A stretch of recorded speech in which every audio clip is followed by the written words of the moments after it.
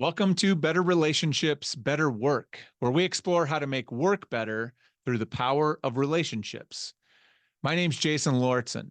I'm the author of 2 books, a leadership trainer, and speaker on a mission to fix how we treat people at work. Now, in today's episode, we cover 2 important topics that both happen to start with the letter P: patience and priorities. We discuss the reality that relationships really can't be forced and that patience is often required. But patience alone isn't enough. You also have to prioritize showing up for your people, demonstrating your commitment to the relationship over time. Now, we unpack what this means both in friendships and as a leader at work. And I do all of this with this week's guest, Dawn Burke. Dawn is an HR and leadership consultant, an executive coach, and a speaker and facilitator. She's a former HR executive who earned a reputation for her very human and practical approach to HR leadership. Now, if you're an animal lover, you're going to love this episode because Dawn shares a great story about a relationship lesson she actually learned through her experience with a feral cat that she took in. It's pretty awesome. So please enjoy my conversation with Dawn Burke. Dawn, thank you so much for joining me to have this conversation. Oh my gosh, you're welcome. It's been way too long. We'll leave it at that. It's been too long, and there's been so many things that happened. It's always too long. It's always too long. So I get to catch up a little bit with you as we do this. So we're going to start by getting to know you a little bit and getting to know a little bit about how you think about relationships, maybe what your relationships or relational style is. And the question I'm going to start with you is, what's something that you learned about relationships when you were growing up as a kid that still shapes how you think about relationships today? It's interesting. I was thinking about this. I mean, I'm going to let people peek behind the curtain. You gave me a little heads up on the question, so I did think through it a little bit. Growing up, I don't believe there was a whole lot of lessons learned at the time. It was really about what was modeled to me. Any lessons that I would have learned at that time, or I would have had exposure to, I wouldn't learn the lesson until I'm many decades old on this planet, right? But what was modeled to me, even if it wasn't intentional, was a sense of security. My father was somebody who never met a stranger, was very, very charismatic, but also very authentic. And my mom was somebody who, whether intentional or not, was always there to listen to me or to my sister throughout all the years. She wasn't one that was like, tell me about how you're feeling, honey, and let's read a book and let's get this theory out there. It was just, she was there. And those 2 things really did shape much of my growing up. Now, rest assured, growing up was a hot mess in so many ways, as it is for everybody. But those were the 2 things modeled to me, and that stuck with me. Like, I never understood bullying. I never understood exclusion, like, I'm more the merrier to a degree. So, but those were really important. And I think that was something that I very much benefited from. Sounds like it. Those are good things to carry with you. As you think about your close relationships, friendships, the people that you hold nearest, what is the quality you value most in a friend? Okay, that's a really big, wide question, but I will say that I value prioritization, making me a priority and vice versa. That doesn't mean that they have to be there all the time. It might be like with you. I haven't seen you in many years, but I know that I could pick up the phone at any time. And if I said, Jason, I need to talk to you about something, or I'm struggling with this, or, hey, this great thing happened, I just know you'd pick up the phone. Their relationships can be very fragile, and they can break apart in a second. Like, for instance, there's a move, somebody moves. This is work and life, by the way.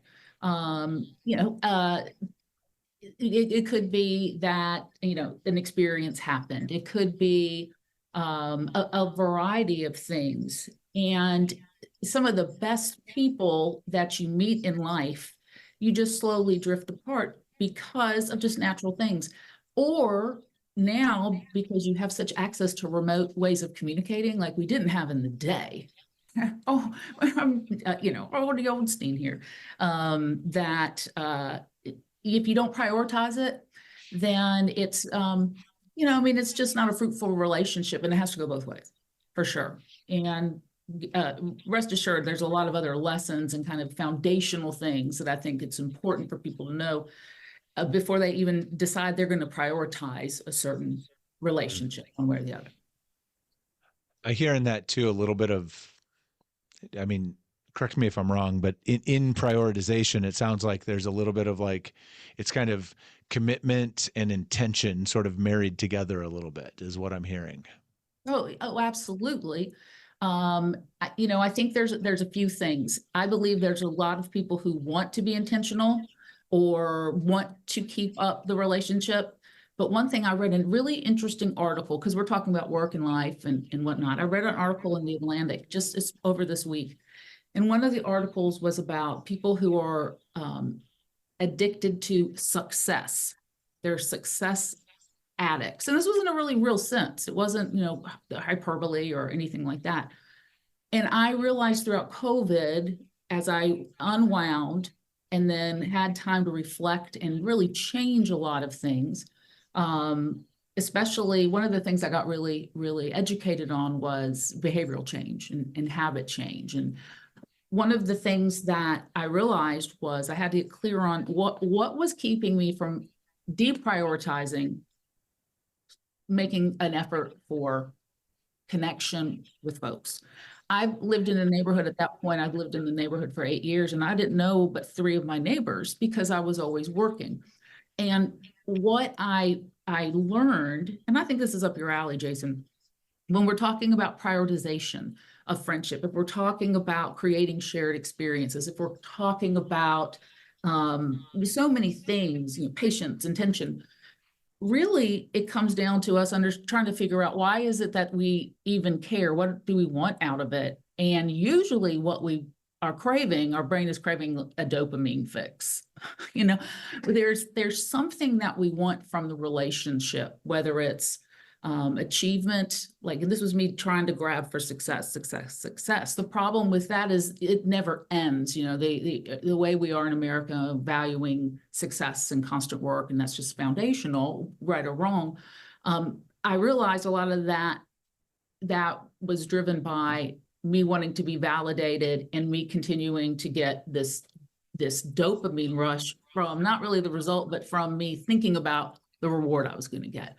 So what does that mean? You kind of look at that as with friends as well. But you want the dopamine rush. First, you want to prioritize it. Like, is that something that is worth me prioritizing work to that degree? Sometimes it is, sometimes it's not. But I think many people would say, reflecting back, it hasn't been worth it to the extent we've done it. But we don't know why we're doing it. So if we just now take that same sentiment with our friends, I want that dopamine rush to be because I feel good with this person, because this person brings me joy, because they trust me that I'm going to be there for them, because there's somebody who's going to really be okay with me being really weird, very authentic, liking weird stuff, hating licorice. We create an environment where I look forward to that relationship, which gives me that reward I want. The problem is throughout life, we don't really even we're not conscious of who we are, what we want. So we kind of bounce around with relationships and we learn a lot and all that's good. And it's not though until you're older, I feel, that you really realize like when to hold them, when to fold them, walk away, when to run. I think a Stoic philosopher said that, by the way. That's okay. We learn from it. But a lot of people don't learn from it. And I think it can be a little kinetic and have not as deep relationships. I like that as a starting point. Thank you for sharing that. But as a starting point, like if you want better relationships, then you have to prioritize yes, having better relationships. That's a pretty good jumping off point. So thank you for that. Now I gave you a bit of homework. heading into this, I asked you to think about a couple of relationships in your life that we could explore, mine for lessons that we could maybe bring back to work and use to make work better. The first relationship I asked you to think about was a personal relationship, one that in your life that feels strong and healthy and positive. And so, what relationship did you come prepared to talk about? Okay, well, first of all, we're going to table my husband. So if you guys are connected to me in any way, shape, or form, he fills all these boxes. So we're going to put him to the side. So when I thought about a positive relationship, I'm very fortunate that I have quite a few because we were all of us intentional about staying together, keeping in touch. That said, there's one that I've had who a lifelong friend from high school, college. There are times we didn't see each other for a while, but then over the last years we've been back together, and she clicks off all those boxes that I just talked about. I think when I again talk about the foundational things of good relationships, one thing that is important when you're talking about honing a relationship is continuing to strive to create shared experiences that are relatable. I mean, that's why we become friends with folks at work, the shared experience. That's why we become friends with people we were in sports teams with, or in school, or at a conference somewhere. It's shared experiences that we both benefit from and like. When the shared experience goes away, like let's say somebody quits work and you don't see them, well, it's hard to keep that up. But we, for our whole lives, have continued to be there for each other. And in times that have been quite difficult, frankly, in times that have been really, really great. I think one of the things when I talk about foundational things, though, is, people always say you have to be patient and you have to do these. Of course, there's patience. And I'm going to talk about patience because it's something that I didn't have a lot of. I'm better about it now. And I didn't realize, you're going to laugh at me, I did not realize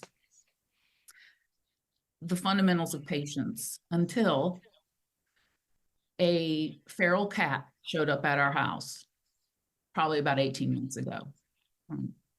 Skin and bones, husband fed him. He thought that the cat would go away. No, that cat stayed. I was going to make sure that cat had a great life, etc. Eventually we got it neutered, the whole thing. But this cat was skittish. This cat would have wanted to be around, but could not be touched, did not want any of that. And this went on for months. And at some point you're like, I want to pick that cat up. Listen, you can kind of manipulate or force relationships. I hate the word manipulate, but force relationships in different settings. You don't realize you're forcing it, but you're kind of not, there might be people that you don't jive with a lot, but you want to kind of be around them and stuff. And you're able to kind of wiggle your way in. With a cat, you cannot. You cannot wiggle your way in. So it wasn't until many months later that the cat got really sick. And I have a little house for him and heating pads and stuff. And I went to the vet almost crying, got medicine for him, brought it back. And then I fed him and healed him and whatnot for a week and 10 days. It was after that, when he trusted me, he started to come out. And I couldn't force it. I was frustrated with the cat for not being like cuddly. I was frustrated with the cat for not letting me catch him. But the thing is that he couldn't be manipulated. He couldn't be forced. He could claw at me. He could run away. But when he trusted me after that time, the rest is history. So I have found in work relationships, sometimes I had to force them. I don't know why, but I did. Personal relationships. Hey, this person doesn't make me feel great about myself. I don't hate them. They're kind of cool to hang out with. But there's something that's not right there. So why am I forcing it? And that's really been on me. So patience is huge. If you can't weather that with somebody, like my very, very good friend who weathers it with me, then likely that relationship is probably not going to be as sustainable as you would like for it to be. So patience, huge with my friend. Shared experience, patience, etc. Well, and it sounds like and we'll come back to this. But within that patience is there's patience, but you also have to keep showing up. Yes. Right. Because you have to have the patience for you keep showing up, you keep doing the work, you keep investing in that relationship, investing in the trust that if you have the patience to let it build, that in time, then that relationship will come back to you or you'll benefit from it. And so I think that's a really good lesson and probably, like you said, a hard lesson for some of us to learn that are not naturally gifted with patience. Oh, absolutely. But I think what you brought up a good point. It's about continually showing up regardless of things not being perfect. Again, there has to be something you like about this person to keep showing up. I mean, there's those foundational things where you love the person and you trust them. But the patience for them to act a certain way or to behave a certain way or to validate you a certain way, it just simply cannot be forced. And it certainly won't work if you're not already clear in your own head about why you need this validation. But we all go through this. It's not until, again, you're 40, 50, where it kind of goes, okay, well, maybe this is why. Oh, I'm not 50, by the way. I'm 52. I was going to comment earlier. You don't seem to age, Dawn, which is an amazing thing. So kudos. You'll share those secrets in another podcast, perhaps. Yeah, it's called just having fun. All right, that's good. I like that. This webcast is sponsored by my longtime friends at Inspiring Workplaces. Now, if you are someone who's working to create an engaging and inspiring workplace for your employees, and of course you are, that's why you're here, then listen up. Inspiring Workplaces is a global community of tens of thousands of HR and employee experience professionals that you can join for free. As a member, you will gain access to thousands of articles and videos and podcasts and events that will help you change the world by changing the world of work. They are also home to the Inspiring Workplaces Awards that recognize the best workplaces in the world. You can learn about the application process at their website. So please go visit inspiring-workplaces.com to learn more and to join the community. That's inspiring-workplaces.com. All right, so let's talk about now your work relationship. And so I asked you to think about a relationship that you formed through work that has had a significant positive relationship on you or your career. And so what relationship are you going to share with us here?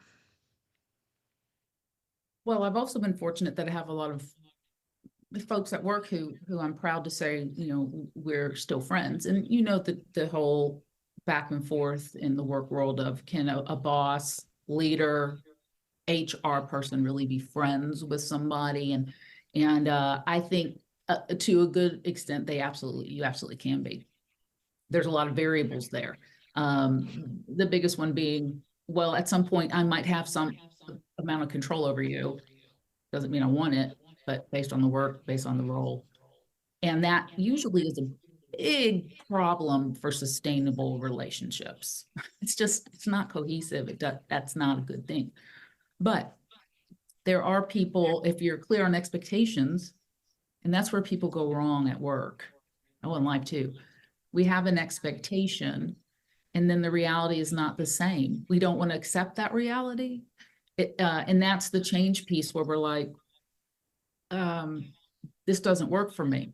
But if you have those expectations, in addition to the shared experiences, the trust, the belief, I've had one person in mind who I could say, this is a person that always had my back, was okay to tell me, you got spinach in your teeth in this project. So how about this?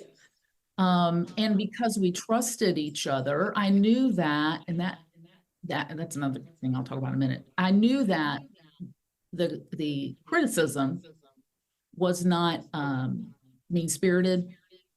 I trusted it as opposed to get appalled by it or retract from it or get insulted by it. And so it was the building of trust both ways. It was showing up both ways. It was also going out on a limb in front of other people for you. So this person did that for me a few times. They sponsored me, they supported me. Again, this was a person who held some more power than I did. They mentored me, and that I then modeled to the folks that I led as well. So, and those are the folks who I'm still very close with, because all of those boxes were checked. And there was an equilibrium that was established in spite of the working hierarchy. So I think in work, it's very much like life: shared experiences, trust, authenticity, prioritization. Okay, let's keep going back. Prioritization, again, is probably the number one thing that we have to keep focusing on. But going to bat for you publicly, prioritizing time and mentorship, and paying it forward, telling you things that are hard truths, but in a way that you trust.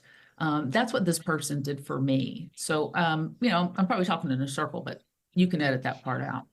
No, no, that's that.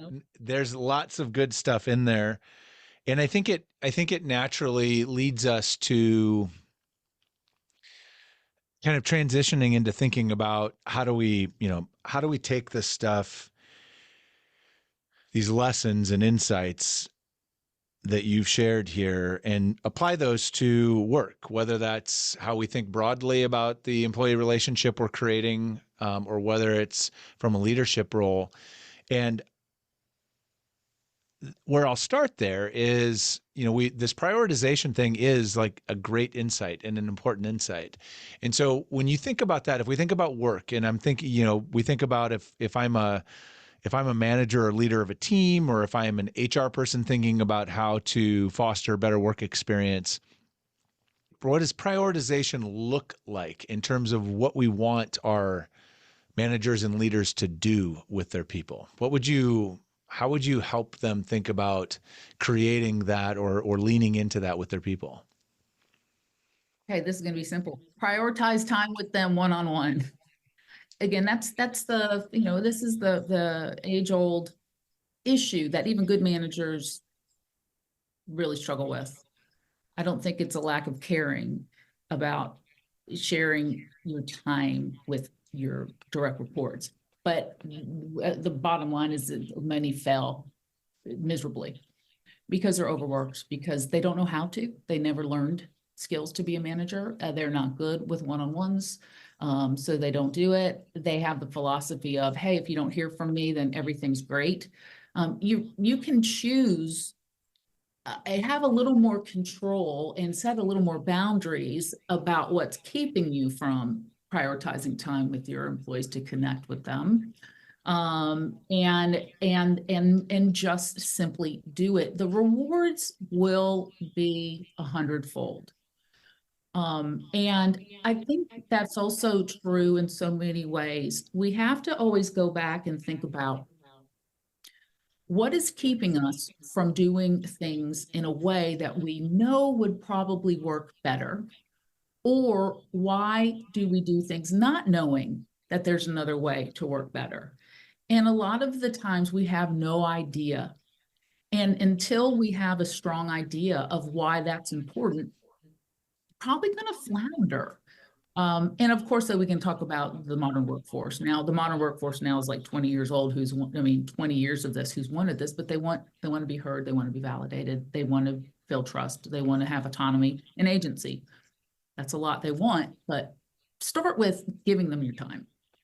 One of the things I'm reflecting on as you talk about prioritization, and you run into, because I run into the same thing all the time, is this issue of, I don't have time for all these one-on-ones, or I don't have time, which is what you're talking about. And how do I do that? And you are suggesting, rightly so, that you have agency over your calendar. You get to choose. There's a bunch of area in there. And I think in the word prioritization is the solution. Prioritize means put first. So What that means is you put those, right? You make a commitment to that time with your people first, Yes. fill in everything else after. Yeah. Right. That if you do that and if you're religious about your calendar, once you put it in the calendar, then it's there. And then it becomes something that is much easier to live around. So that's a tactic I always offer up, is just book those meetings first, get them on your calendar, and then fill the rest of the space however you're going to fill the space. You can have discipline or not about that, but prioritize means do first, right? Get it in there first. I'm with you. I'm with you. Interrupt real quickly is that then goes back down to what I was talking about that I've been working on myself and quite passionate about learning more, is again about behavior change and creating new habits. It takes us rewiring our brain to at some point prioritize that, to not procrastinate, to say, really rechange our way of thinking and holding a mirror up to ourselves in a way of why am I doing this? What reward am I getting by not prioritizing this thing? Is it because I then have better relationship with the CEO or somebody else? Many things. Is it because I can't manage my own calendar? Is it because of XYZ? And then you look at the reward. Is the reward I'm getting good? And is the result I'm getting from my employees worth not fixing this? That takes habit change. And I know I've heard you speak on habit change many times. That takes a rewiring, literally physically, of your brain to redo that. And Jason, I want to ask you, when we talk about prioritization with the I don't have time, I don't know many people, including myself for a while, that would actually say to somebody who had more control over me or needed me of, hey, right now I've got some stuff scheduled with my employees to get them on track with XYZ project. Can I see you in 3 hours? Now, the answer might be a resounding no. Well, and then you reconfigure, but a lot of people don't even ask. They just immediately go into the kinetic, I need success, I'm addicted to it, I have a reward system that's a little different. And I know that's really deep, but I mean, we talk about it all the time, people don't change. So that's why I do think you have to look at it at a deeper level. I agree. I agree. And I think what you're hinting at there is something that I don't know why or where this came from for me, but I sort of inherently or intuitively picked up somewhere along the lines that both in our personal relationships and work relationships is that we teach people how to treat us. And so when your boss says, "Hey, do you have a minute?" and you say yes, and you run up there immediately, well, then you've just set an expectation with your boss that when they ask you to jump, you're already on the way down by the time you're there. Now, if your boss asks you if you have a minute, you say, "Not right now. How urgent is it? Is it end of day? Is it in the next hour? Like, how soon do you need to see me?" Then most of the time they'll be like, "Well, here's what I'm looking at. Not that urgent. We can talk tomorrow." Well, now all of a sudden you've set a very different precedent with that individual as to how they're going to treat you. And so I recognize it's not always that simple, but I think it does then boil down to, and we're not going to be able to tackle this today, but what it is about boundaries.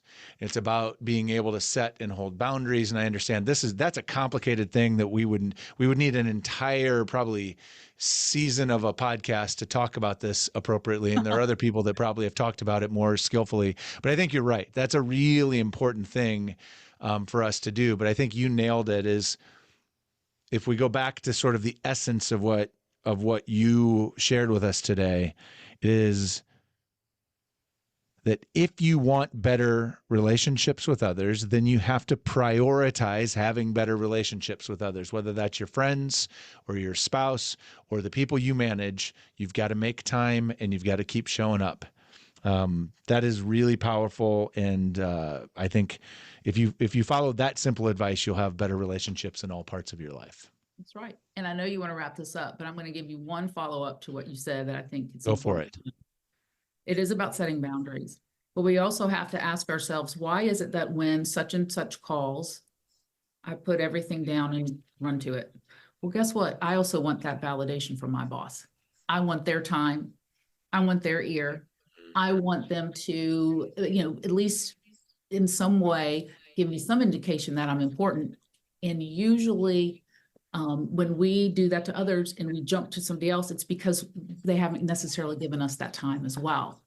And so again, that's where I think it's just secular. And I will wrap it with that. So I agree. That's a great point. And I think it's what I'm hearing underneath that is, and you've said this, is just pause and notice what's happening, right? Notice what's happening so that maybe you can start interrupting that cycle. If you're craving validation, great. Acknowledge that, know it, and then you can make a decision based on what do you want to do next. Do you go chase that dopamine hit this way, or do you go find it in a different place? So I think that's also incredible advice. Dawn, I knew you'd be full of goodness and great wisdom, and so I appreciate you being here. It was delightful to catch up. Thank you for sharing all of this with me. It was really good to see you. oh my gosh, thank you. This is one of the first times I've jumped back in to some of these things since, the great pandemic, et cetera. And I'm glad it was with you. So great to see you. All right. Thank you. Hope you enjoyed today's episode. More importantly, I hope you learned something from the episode that can help you right away. Now, if you'd like to reflect on what you can learn from your own healthy, positive relationships to make work better, I've included a link in the description below where you can access and download what I call the relationship reflection exercise. This includes the same questions that I ask each of my guests to reflect on prior to our conversation on the webcast. Also, if you found today's episode valuable, I'd ask 3 quick favors of you. Number 1, please like the episode. By liking the video and adding a comment if something spoke to you or stood out to you as really significant, you give me some great and valuable feedback, but you also help others find the video. I'd also ask you to subscribe to the channel. That does 2 important things. 1, it makes sure that you won't miss any upcoming episodes, and it sends me the message that you like the kind of content that I'm creating here. And finally, please share this video with someone who you think might benefit.